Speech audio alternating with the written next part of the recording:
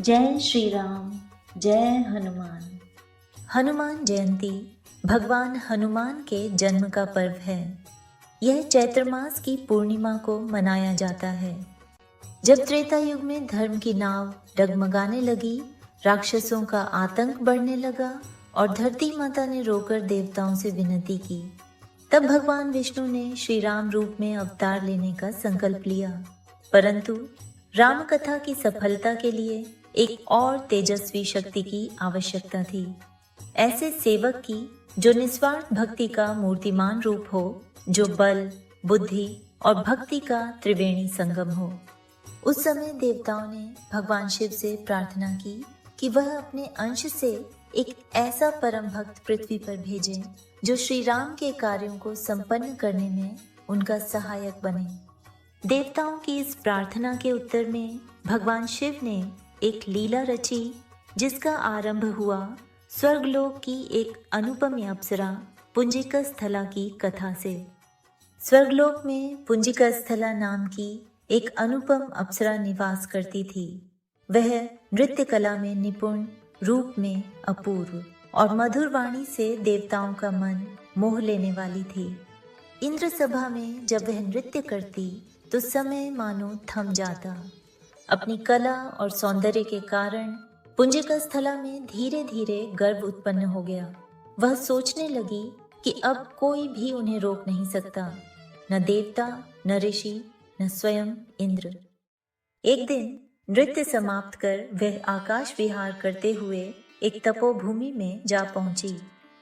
वह स्थान था महर्षि अंगिरा का आश्रम। महर्षि गहन तप में लीन थे। पुंजिकस्थला ने उनकी तपस्या की उपेक्षा की और विनोदवश कुछ क्रीड़ाएं की। पेड़ों की पत्तियां उड़ाईं, जल की बूंदें छिड़कीं और मंद मंद हंसती हुई आकाश में घूमती रहीं। तपस्या भंग होने पर जब महर्षि ने अपनी आंखें खोलीं तो पुंजिकस्थला को देखा। उनका मुख कठोर हो गया और वाणी गरज उठी। हे अप्सरा, तू अपनी सुंदरता और कला पर गर्व करती है।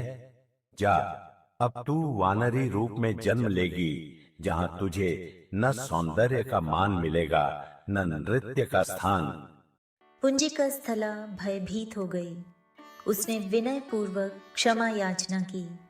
तब महर्षि ने शाप को आंशिक रूप से शमन किया। शाप तो अवश्य मिलेगा, पर तेरे जीवन में एक महान उद्देश्य होगा। तू शिव भक्त बनेगी और तुझे एक दिव्य पुत्र की प्राप्ति होगी, जो धर्म की रक्षा में राम का अनन्य सहायक बनेगा। महर्षि का वचन सत्य हुआ। स्वर्ग से पुंजिकस्थला का अवसान हुआ और धरती पर वानरी रूप में उसका जन्म हुआ। उसको नया नाम मिला, अंजना। अंजना वनों की तपस्विनी बनी। वे पर्वतों की कंदराओं में भगवान शिव की आराधना में लीन रहती। वायु की गति सी गहराई लिए हुए वे रोज शिवलिंग पर बेलपत्र चढ़ाती और बस एक ही कामना करती। हे महादेव, मुझे ऐसा पुत्र दीजिए जो आपके अंश से जन्मे, जो धर्म की स्थापना करे और जो सदा भक्त वत्सल हो। उनका तप दिन रात, वर्षा ग्रीष्म सर्दी बिना रुके चलता रहा। देवता भी उनके तप से द्रवित हुए। उनकी तपस्या से प्रसन्न होकर भगवान शिव ने उन्हें आशीर्वाद दिया कि वे अपने अंश से एक तेजस्वी पुत्र को जन्म देंगी। और ठीक उसी समय पृथ्वी पर एक और अद्भुत घटना घटी। अयोध्या के राजा दशरथ पुत्रहीन थे। उन्होंने गुरु वशिष्ठ के निर्देश पर पुत्रेष्टि यज्ञ करवाया। यज्ञ पूर्ण होने पर अग्निदेव ने उन्हें एक दिव्य खीर प्रदान की, जो उन्होंने अपनी तीनों रानियों को बांटी। यहीं पर वायुदेव की भूमिका प्रारंभ होती है। भगवान शिव के आदेश पर वायुदेव ने उस यज्ञ की खीर का एक अंश एक पक्षी के माध्यम से अंजना के हाथों में पहुंचा दिया। अंजना ने जैसे ही वह खीर ग्रहण की, उनके गर्भ में एक तेजस्वी बालक का संचार हुआ। एक शुभ प्रभात को जब सूर्य उदय की ओर अग्रसर था और आकाश में नाद गूंज रहा था, अंजना ने एक बालक को जन्म दिया। उस बालक का तेज ऐसा था कि स्वयं सूर्य भी कुछ क्षण के लिए ठिठक गया। सिंह के समान कंधे, दीप्तिमान नेत्र, अंगारों जैसे कपोल और हृदय में छलकती हुई शिव भक्ति, यह था वह शिशु जो आगे चलकर हनुमान कहलाया। मां अंजना ने जब पहली बार अपने पुत्र को गोद में लिया तो उनकी आंखों से श्रद्धा और मातृत्व के अश्रु बह निकले।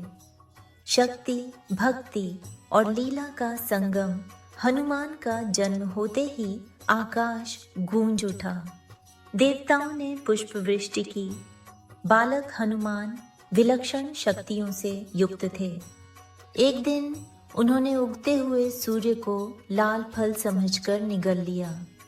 यह उनकी अपूर्व शक्ति का प्रथम प्रमाण था, परंतु इसके साथ ही संपूर्ण ब्रह्मांड अंधकारमय हो गया।